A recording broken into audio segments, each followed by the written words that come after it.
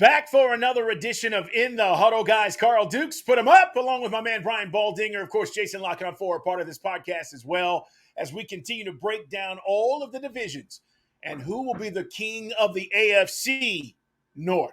That's what we're discussing today. I think this has the potential, Baldy, to be the best division in football. Now, when you look at the quarterbacks, right?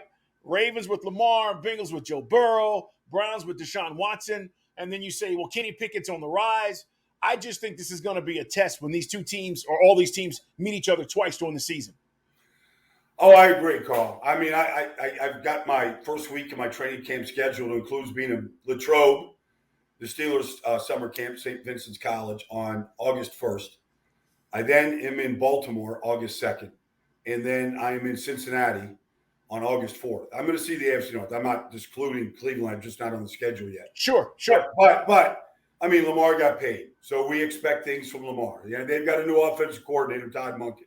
They got a brand new wide receiving core. We expect big things from Baltimore. Cincinnati, they're knocking on the door. We know they are. Anybody that watched the Netflix quarterback show, Mahomes is like, they're coming for us. It's real. Burrow and what they're doing in Cincinnati is real. I've been to Pittsburgh during OTAs, Carl. That defensive front is real. They rebuilt their offensive line. We'll see how it comes together.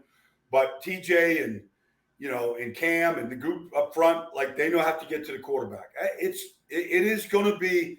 Last year at this time, Carl, we were talking about the AFC West. It didn't deliver. Right. It was still Mahomes and everybody else in Kansas City, and they delivered. But it wasn't the challenge we thought it was going to be. But I believe this is a lot different because I think these teams are all a lot more than just the quarterback. I agree. And I want to start with the Bengals because, last year going into Buffalo and winning the way they did, you've talked about it. We've discussed it, the physicality of that game, how they just physically beat up Buffalo, right? Yes. And I didn't think they were that team. I thought they were more of a finesse team because of the way Joe operates in the defense. And they've changed a few pieces on the defensive side of the football. But what is the identity of this Bengals team? Because, Baldy, we know this. Once Joe Burrow got there, things changed, right?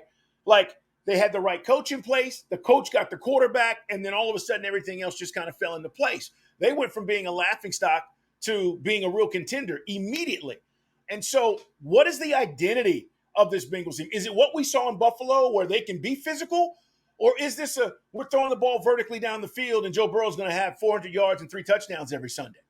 Well, I think it's what you mentioned first, the physicality, because they beat Buffalo on both sides of the ball. In Buffalo's weather, in front of a starving crowd, and they shut them up. By the second quarter, they shut 80,000 people at the Ralph up. Lou Anarumo is a defense coordinator there. I mean, does he get enough credit? Does he get enough credit?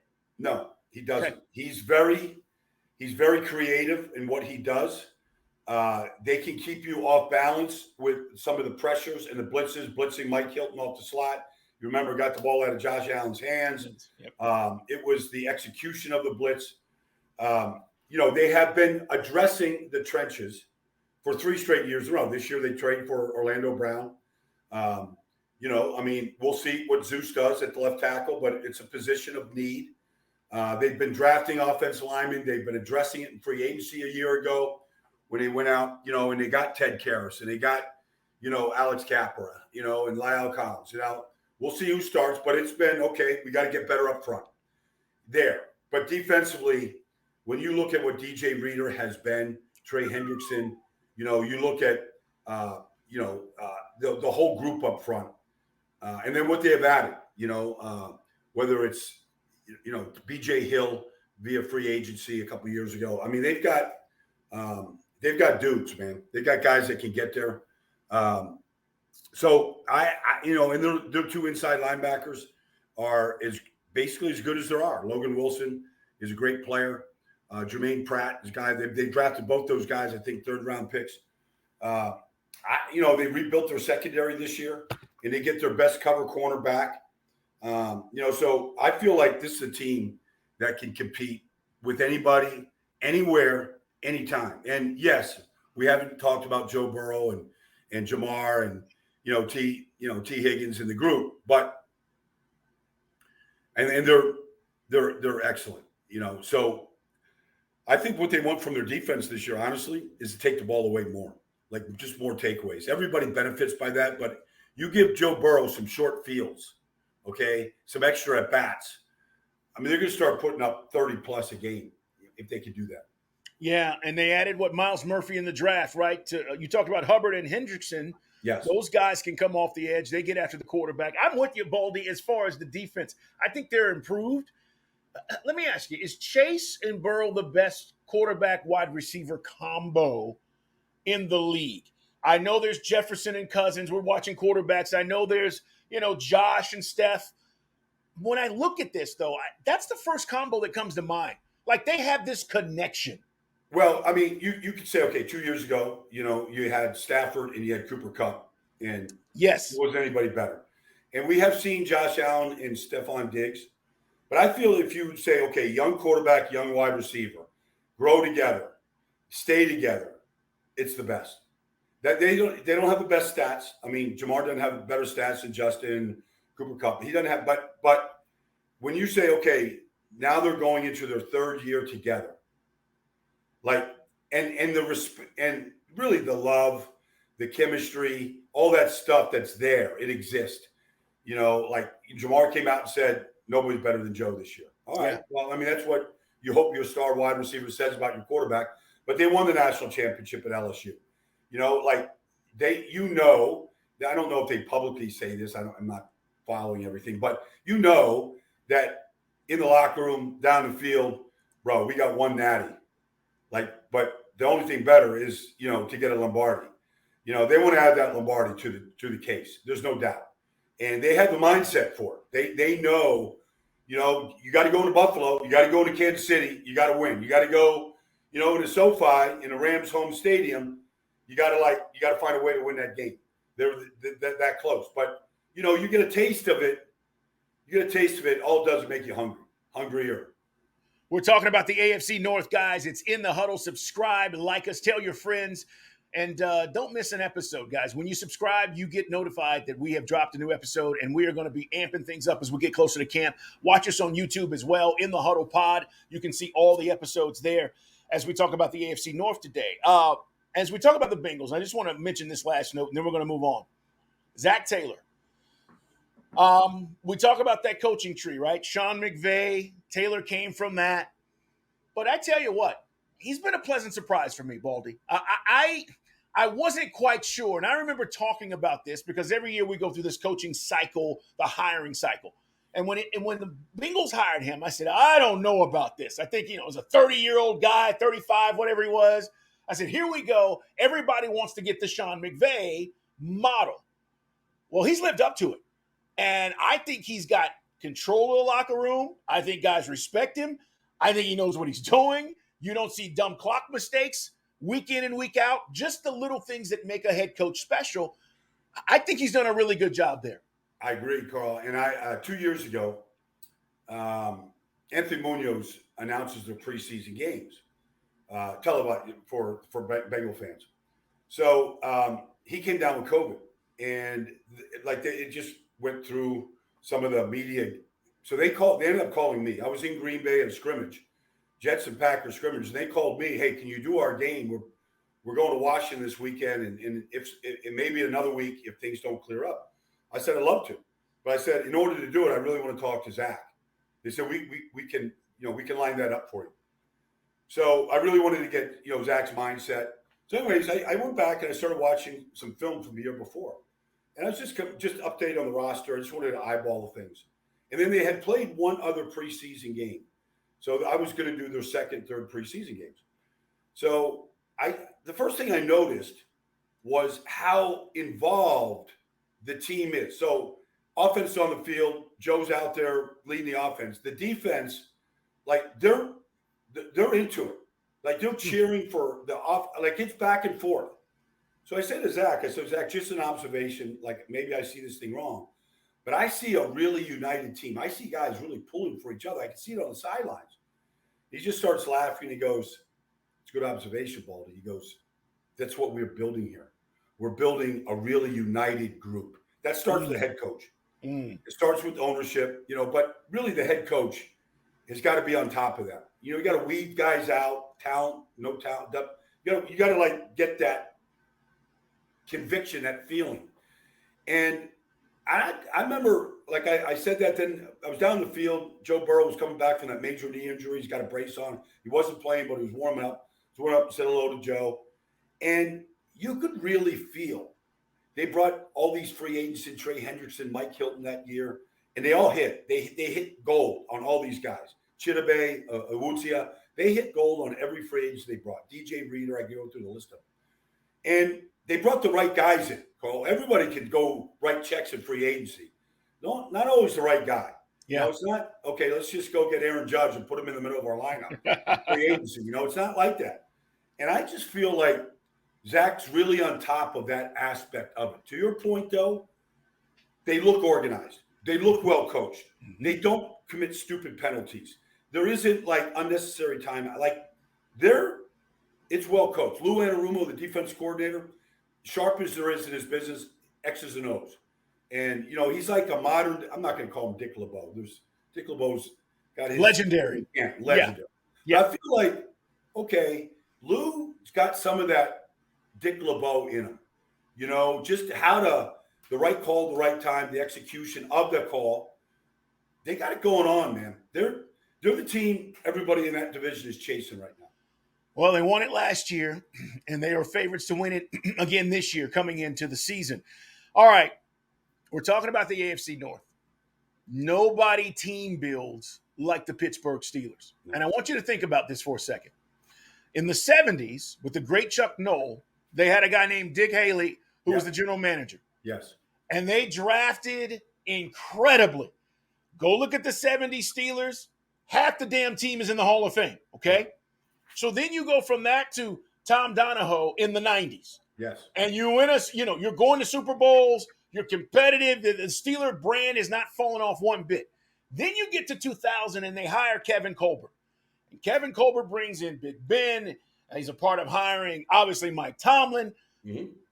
Guys, the Steelers organization about team building, you're talking about 3 GMs from 1971 to 2021, and now Omar Khan is the new general manager, and he's been within the organization. It is rare that you see that in the NFL. And the point is, this is part of the success of the Steelers. It's not just about Tomlin, who we absolutely love. It's about these general managers who've drafted in the philosophy of the Steelers, and this is why I think they're going to take a jump. Now, Baldy, I don't think they win this division, but I think they're way better than people expect them to be. Well, if you look at Kenny Pickett down the stretch last year, he took over from Mitch Trubisky. Then he had like a little injury and he got benched. And then he came back, down the stretch. They went to Baltimore and they won. The Raiders came, that big Franco Harris night that, unfortunately. Was supposed to happen, yeah. Supposed to happen. They take the Raiders apart, knock them out of the playoffs. He comes down, game-winning drive in bitter cold and, touchdowns, against Baltimore. Najee Harris, the final minute of the game, Pickett to Harris, touchdown, win the game. Like they finished strong, another non-losing season for Mike Tomlin. Never had the losing season. Didn't make the playoffs, but we're there at the end. I like Kenny Pickett. I liked him coming out of Pittsburgh. I thought it was Kenny Pickett that year and everybody else. And it's just so now he's got to go do it. He's got to, line up for 17 this year. And, you draft a Steeler quarterback. I don't care if it's Bradshaw or Ben, whatever. You draft them to go to the playoffs and win in the playoffs. That's what the Steelers do in that legacy that they've created. So they've rebuilt the offensive line, Isaac Seumalo. They draft Broderick Jones. They bring in Nate Herbig. I mean, they had to get better up front. They weren't very good last year. So there's a lot of competition up front. We'll see who the 5 are going to be.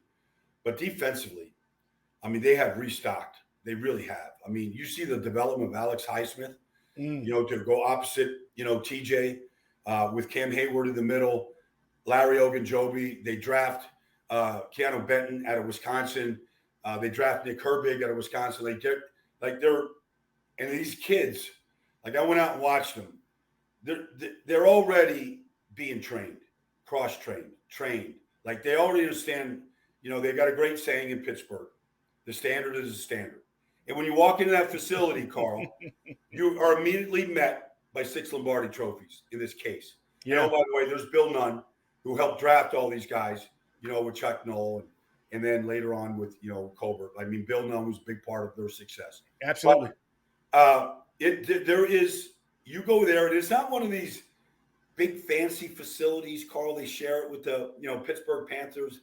And it's not one of these, Jerry Jones type elaborate things, but it's enough.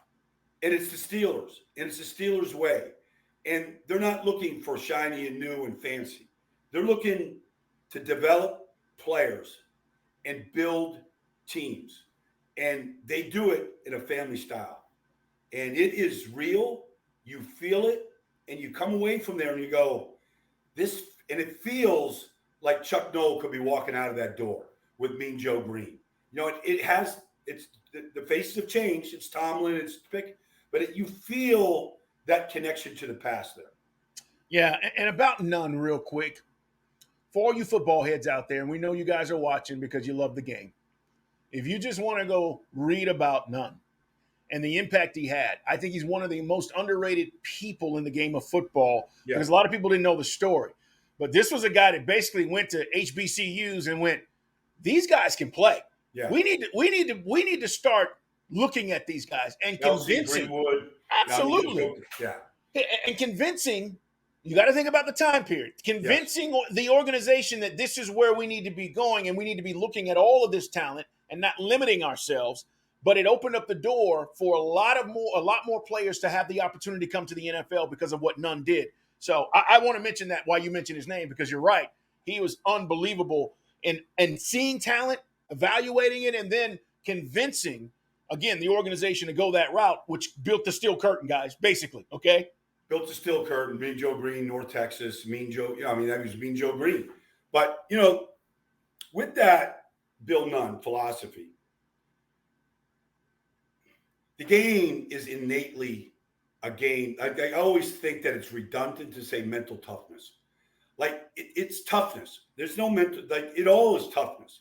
Like, there's got to be a toughness and a fiber of the men that you draft. It can't be about money or status, or it's got to be about toughness and then producing toughness and training and developing toughness. And I feel like Bill was at the very core of that. And if you want to be a Steeler, like, you got to have that. Like, to see Cam Hayward out there, of course, the son of Ironhead, and then his brother Connor Hayward there now. Like, Ironhead had that. He was one of the great characters and really players of this game. And Cam brings that to the field every day. His father's spirit, his brother brings it now. I think Connor's going to break out this year, like, in a real role with them because he can do a variety of things. It's just cool, but it's not just to fet an organization. Like, they're contending in this division this year. And when Pittsburgh goes to Cincinnati and they go to Cleveland, like, the battle is on. But the good thing about Tomlin and his team, when they come out of the tunnel in Cincinnati into the jungle, they got dudes that are ready to go rip their throats out. Like that stuff and the type of guys they have, like, that's fun. It's fun to watch. All right, here's one thing that I think Steeler fans need to we're going to be watching, and we need to know how this develops, and that's Matt Canada and Pickett. Yes. All right, you just talked about the defense, all the dudes. Matt Canada is the offensive coordinator, guys. How does he continue to develop Kenny Pickett, and what does this offense look like as it evolves, okay? You've talked about Najee Harris. Najee's hungry to kind of reclaim what we thought he was coming into the league. So is the run game going to be better? How much do they rely on it? And Matt Canada's relationship with Kenny Pickett? Well, obviously, not obvious, maybe not, but, I mean, Matt Canada has come under a lot of heat in Pittsburgh. They're not the Cincinnati Bengals on offense. They haven't been. Now, Ben was really at the very end. They weren't very good. I'm not here to, Ben probably, well, anyways, I mean, they got a young quarterback. But I think, and I feel like Omar, Andy White of the front office has given Matt everything he could ask for. Let's see what it looks like. I'm sure the run game with Najee and Jalen Warren is going to be the foundation. It should. But George Pickens looks like he could be a bona fide star. Like he looks like he could just pop this year. The talent is unreal. You know, he dropped in the draft. People remember he broke his foot in, playoff game at Georgia. So he couldn't work out, so he dropped or whatever. But the talent is real. Deontay Johnson, the tight ends, what they have there, what they drafted. Like there's really no excuses. There's no real. I mean, if Kenny Pickett takes any kind of a step, like this should be a top 10 offense. Like they've got everything you need. They've got slot receivers. They've got big wideouts. They've got athletic guys. They got a running back who's only size-wise second to Derrick Henry. They've got a rebuilt offensive line. They got a quarterback who looks like he knows what he's doing. Like there's really no excuses for Matt Canada. And he's under the microscope because they've got to perform. Baldy, the whole excuse thing is, you're right. And I will say this, if things go left with the Steelers, there will be a lot of blame on Matt Canada because I think that is the natural thing that's going to happen is we've given you everything. We've upgraded the O-line, all this. I don't know if that's going to happen. We're going to see. Maybe things go just as right, just perfect for them. But if it starts to go left, guys, I'm telling you right now, and Baldy and I will be talking about this in December when we're saying, hey, the Steelers offense, what's going on? They're not scoring enough points. And we're going to be talking about Matt Canada, and the hot seat will be on. But I hope that's not the case. I hope they figure it out. All right, let's talk about the Browns in the AFC North. It is in the huddle. Carl Dukes along with Brian Baldinger, Jason Lockenford, part of this podcast as well. Baldy, I know Deshaun Watson's people. And as he was going through all of this stuff, it was stressful. It was difficult. It was embarrassing. But he's past it. And because of it, I think the Browns are going to be a much better team this year. He has a full offseason that he's had now before camp starts, which he didn't have the last two seasons. And I just think we take for granted. I said to somebody, take 2 years off of your job and come back and see how good you are. I don't care what you do. So under the circumstances, obviously he brought that upon himself. But the Browns, I think from just a personnel standpoint, Baldy, they're loaded. They've got really good players on both sides of the ball. And then they made the trade with the Vikings. I mean, I think they are a team that should be ready to compete. Well, let's face it, Carl. Last year, they were in the news every day for all the wrong reasons. It's just hard. I'm not here to excuse anything that happened with Deshaun or anything else. That hopefully we'll all move past it. But when you're in the news every day for the wrong reasons, it's just hard. It's just everything filters into that locker room, and it's just hard to operate. It's hard to focus on what it's all about. I mean, you're Kansas City and you're Patrick Mahomes and Andy Reid. It's pretty easy. Like, all right, we got Tyreek Hill. He's not here. Here's what we're doing. When it's the other way around and you're being talked about for all these horrible reasons, it's just hard. So a year removed, they got Nick Chubb. Like, he's dedicating the year to Jim Brown.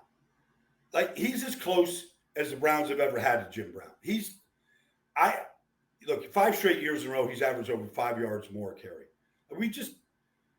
Jamal Charles did that, but he was injured some years. He wasn't carrying the mail like Nick.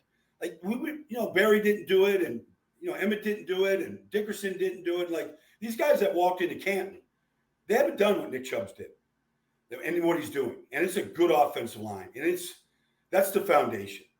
But they have made some serious upgrades on the offensive line. The trade for, Zadarius, like, that's what Miles needs. He needs a guy. Another dude. But inside, to go get Dalvin Tomlinson, who's a quality defensive tackle. They've upgraded the interior. The secondary could be as good as anybody in football. This Martin Emerson, the third, like, this kid can play. Denzel Ward, like, you just go through the roster. They can, and then you look at what Deshaun has, whether it's Amari or Njoku or Peoples-Jones or, like he's got some artillery out there. That they should be and they lost some horrible games last year. They lost to the Jets on just a nonsense so look, Stefanski's under the microscope, but Bill Callahan, the offensive line coach, run game coordinator, assistant head coach, whatever. Bill Callahan can coach. He stands up in front of the room. He's got everybody's attention. He knows how to coach. He knows how to lead. He knows how to build. There's going to be one of those teams where you go, if they win 10 games, nobody's going to be surprised. Nobody. Right. And if it's more than 10, I don't think anybody's going to shake their head and say, where did this come from? Nobody's going to say that. From a depth chart standpoint at wide receiver, does Deshaun have enough to do what they want to do in the vertical passing game? Listen, Amari Cooper, he's a great route runner, right? He does the job, and then they got Elijah Moore. Is that enough? Do you feel like that combination is enough for? Well, you got your Z. I mean, look, if you just go, okay, X, Y, Z. If you've got your big X in Donovan Peoples-Jones, you got your Z and your move guy in Amari, and then you got Elijah Moore, who showed flashes with the Jets, but really the quarterback situation, like this kid is a dynamic player. He tore up the SEC at Ole Miss his last year, like Alabama couldn't cover him. Like he's got real skills. So they need a slot guy. And they've drafted David Bell. And they've got Marquise Goodwin. They got some speed there. The tight ends, Njoku, I still think he could be a star. Like he could do it all. Like, size, speed, catch radius, all this stuff. Like he should be a red zone threat. They got to throw it to him. He's got to stay healthy, but I think they have enough, especially when you got Chubb in the backfield. So as we talk about the Browns, here's what's funny, man. And you know this. You've been there. The fandom has never faded. No. Right? Despite the trials and tribulations of the team and all the stuff that's happened, fans are still down, man. They show up. They cheer their hearts out, and it's one of those things just from a sentimental standpoint, Baldy. You kind of, you hope the Browns do something for the fans because it's just like, damn, when is it going to happen for these guys, right? And I got Browns fans. I got friends that are Browns fans, and they're like, Dukes, I'm watching the game. I know. And they still have this level of something's going to go wrong, right? No matter how good the roster is, as the season goes on, something's going to happen that's going to screw the season up, but they love their Browns, man. And I just want to acknowledge that because a lot of fan bases would have stepped off. They would have said, hey, I've had enough. I'm done. And these Browns fans, they just keep showing up and cheering their hearts out. It just made me think of this, Carl. Like one of my great memories of playing in the NFL, I was with the Colts, and we're playing the Browns on Monday Night Football in Cleveland Municipal Stadium. The old Cleveland Stadium. They shared the stadium back then with the Indians. Baseball diamond hadn't been eliminated yet. It was early in the year. And, we got Eric Dickerson in the backfield. He went on to win the rushing title that year. He was the Nick Chubb of the league at that time. And we got a TV timeout. One of those, it seems like it goes on for 10 minutes, Monday Night Football. And we're in the end zone of the dog pound. And the bones are coming out of the dog pound, Carl. And we're getting hit in the huddle with these dog bones, right? And I said, this is football. I'm in the huddle. Dickerson's there, and Ray Donaldson, and the whole group is there. And I'm like, this is football, guys. Like, I'll never forget being pelted with dog bones. And I just thought, this is Cleveland. This is the dog pound. This is they just want to go there and watch football and hopefully winning football, And they've had a lot of lean times and all that. But the fan base, I'll share this. A couple years ago during the pandemic, I'm doing a game there. I guess it was right after the pandemic because there was fans. And they had one of those storms that came off the lake, Carl. Like one of those storms where they actually delayed the start of the game. There was lightning. There was like hail coming down. I mean, it was just awful. And it was just like, how long? And they got like a plastic wrap over themselves, just sitting there, like taking it all on. They didn't leave. Yeah. Like they're just waiting for the kickoff. It's nuts. It is. Shout out to Browns fans, man. That is what football is all about. I think the team is going to be better, and we will see. AFC North preview, guys. All right. Last but not least, the Baltimore Ravens. I love Harbaugh. I think he's done an amazing job there. Somebody asked me if Harbaugh is a Hall of Famer. I said, are you kidding? Of course he is. Yes, he's going. But that has nothing to do with what they're going to do this season. And so as I talk to people up there, and Baldy, you're close to people in the Ravens organization, nobody really knew if this Lamar thing was going to get done. I mean, there was real skepticism about whether they were going to get it done. And then they do. So now you got your bag, and I'm happy. But what now? What does he have to do to elevate this team to take them to the next step? Now, they were in the playoffs last year. Remember, they go to Cincinnati. He wasn't on the trip. That was news. But despite that, what does he have to do? Well, he's got to win the postseason, which means you got to get to the postseason. I mean, he's got one win in the postseason. Look, these quarterbacks, we're watching quarterback on Netflix, you got to go to the postseason, you got to win. Like, that's how you get talked about. You can get your bag, which is great. We all want guys to get, take care of your business. Nobody thought it was going to get done. You didn't have the agent, the whole thing. It got done. All right. They've done everything. Todd Monken comes in, can change the offense, presumably. Odell comes in, like the receivers are there. Aguilar, they've drafted guys, Rashad Bateman, all this stuff. The offensive line comes back. They drafted, Linderbaum last year in the first round, center. Let's upgrade the position. Ronnie Stanley's back healthy at left tackle. He's been an all-pro at that position. Like, they've got – it's just – but here's the thing, Carl. We don't care right now if Lamar goes out and wins the second MVP. We don't care if he leads the league in rushing. We did all that. We celebrated all that. It's about getting to the postseason. And sometimes, like Mahomes, and we come back to Mahomes because he's the guy. But sometimes with a bad foot, with a bad, you got to still put the team on your back. You got to find a way. That's the NFL. It just is. And Troy Aikman, is in the Hall of Fame because when he got to the postseason, he raised his game to a different level. He didn't have the years or the stats that a lot of other guys had. But he had 3 in the bank, and he elevated his game in the postseason. I remember his first Super Bowl run, Philadelphia. We came there. He couldn't, like 3rd and 13, there's Novacek, 14 yards, first down. Like, the accuracy, the leadership, like, he just took his game to a different level. That's what Lamar's got to do. It's just, like, it's not about – there's no hate. There's none of this. This is what quarterbacks have to do, Carl. That's how you get talked about, memorialized, put in the pedestals, to the point where people get tired of talking about you. There's going to be a Lamar highlight reel probably every week because that's kind of the dynamic player that he is. But we got to see bigger and better throws when the game's on the line. The fourth quarter comebacks. You got to get to January, and you got to win in January. And you got to go on the road and win in January. You got to do these things. And that's Kurt Warner, my colleague, the NFL Network. Kurt says, like, do you have big game genes? There's a lot of guys that have stats, Carl. Yeah. Do you have the big game genes? Do you have that ability? I want the ball in my hand. Like, we're going to finish this out. We're going to go take this ball. We're taking this down the field. We're going to go win this game. Like, you've got to have that. Now, I'm not saying Lamar doesn't have it, but he's got to do it. Yeah, my phrase, Baldy, for that is Dukesism, when it matters most. Yeah. 3rd down and 5. What are you doing? 4th and 1. What are you doing? Yep.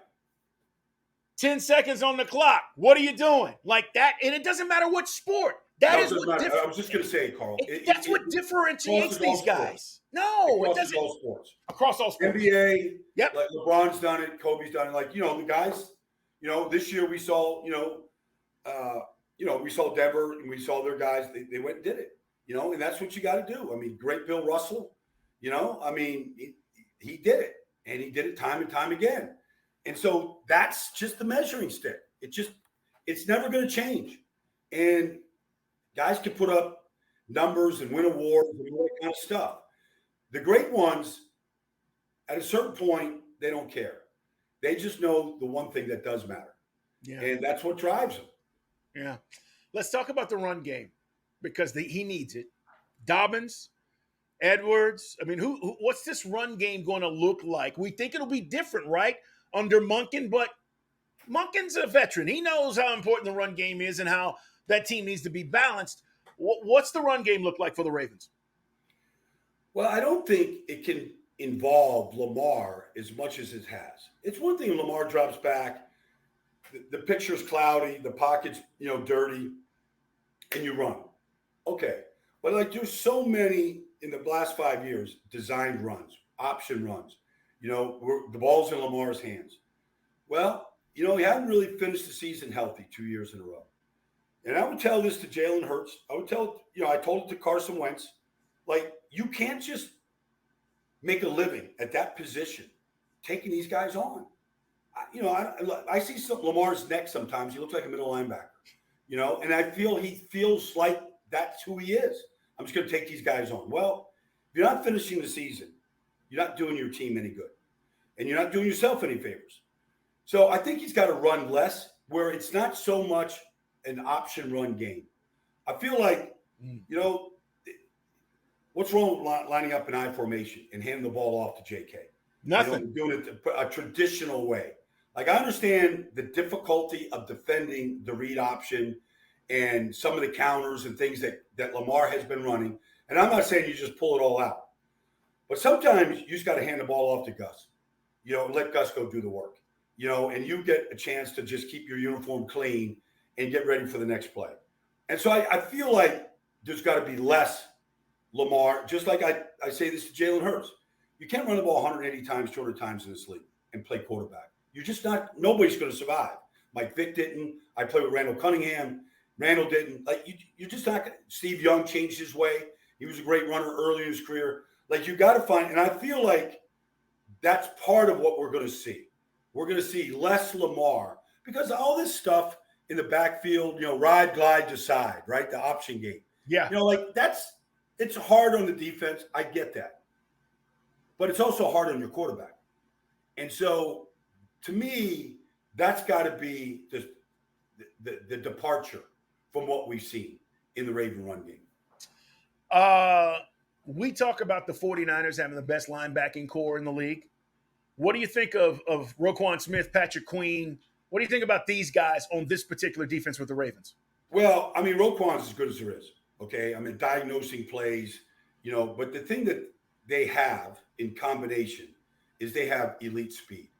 I mean, they both run about as well as any tandem, if not the best speed. Now, I thought Patrick Queen got a lot better and became a much better player when Roquan got traded for. And I thought together they were a really good tandem. And it was the best I saw Patrick play. And I'm not here to knock Patrick, but, they got a big decision to make, at that position. They just paid Roquan the highest amount of any off-the-ball inside linebacker. And Patrick Queen's going to be up. Like, it's going to be hard to pay a tandem of linebackers that. So Patrick Queen could be easily playing, if not Baltimore, for a second contract someplace else where he's the guy.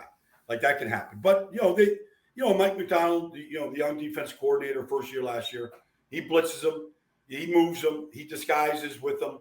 Like, they do a lot defensively. The thing that's going to be interesting in this defense is the development and the production of two young pass rushers in Ajabo, who they drafted out of Michigan last year, and Owe, who they drafted out of Penn State 2 years ago. And we got to see, like, they drafted him high, all right? And you can, Ajabo came off of a major knee injury, and so he got knocked down. Owe didn't start many games at Penn State, but you see the size and the talent, the speed, but you got to go do it now. And so, they've had guys, that have come through there over the last couple of years, that were veterans from other places that came and did that. But they've got to step up and play. They got to, see if these draft picks can become the anchors and the pillars on the edge of this defense. Yeah, and I'll finish with this. I think they're going to be better. Owe and Ajabo, I think they're going to take a next step to really help this defense. I'm with you. That, to me, is absolutely key. And if they can do that, then they're getting off the field, right? That's going to be the key. Third down, getting off the field. Baldy, last but not least, who wins this division? AFC North preview in the huddle right now with what we know. And again, this is all before camp starts, guys.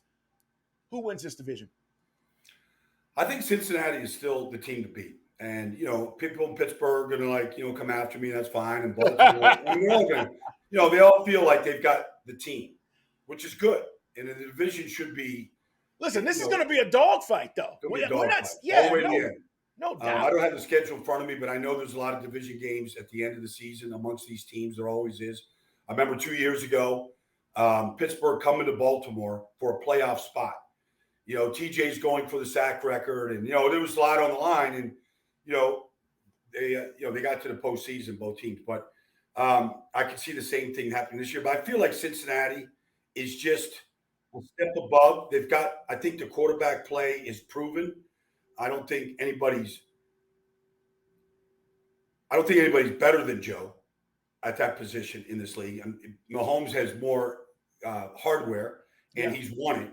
But the way that Joe plays the game is the way that you would want everybody to play the game. I mean, his ability to read defenses, go through progressions, accuracy, toughness.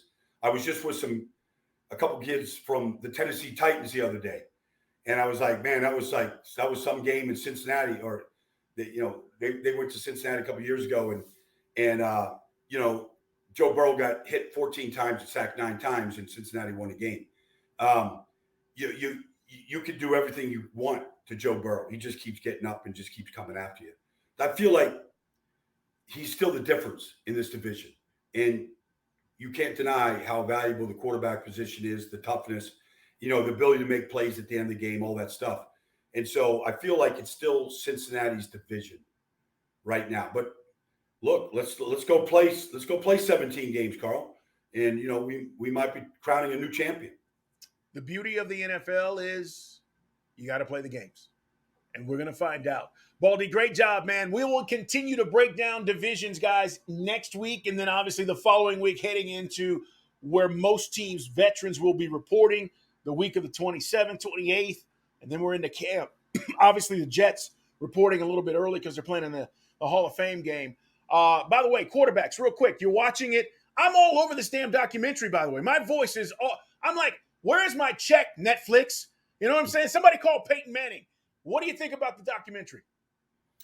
I love it because obviously you go behind the scenes, what they're like with their family, and Kirk Cousins got his, Hall of Fame room. But I think you kind of see like what the week is like for a player, and it's not all roses, and you lose a tough game the way all those guys did early in the season.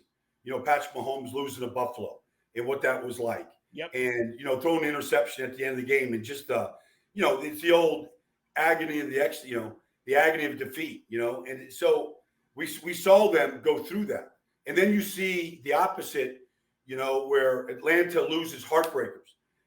There's, Mariota fumbling the snap and finding ways to lose games the first 2 weeks and staying on the West Coast and finding a way to beat Seattle at the end. And you just feel, you just breathe, for a week because you won a game, and what it's like when you lose a game, and just how, Mahomes said the losses are take so much more out of you than the victories. And I think the fans can kind of relate to it when they watch that show right now. Yeah, I think 2 things, and then we're out of here, guys. We're back Tuesday, Thursday, new episodes. Follow us, subscribe in the Huddle. Watch us on YouTube as well in the Huddle Pod. Mahomes is a dog. You didn't think he talked as much shit as he does, right? Number one, because people are like, oh, Patrick Mahomes, he's such a nice guy. Get him out on the field. He's just talking. And then 2, you really like Kirk Cousins as a guy. Yeah. He's a really good dude. It's like you get a sense of that. So it's been really good. Peyton Manning and company, they did a really good job with this Netflix series. If you've not checked it out, it's called Quarterback. Baldy, man, have a great weekend. We'll talk next week, and we'll continue to break down these divisions. Guys, have a great weekend. We'll see you next time.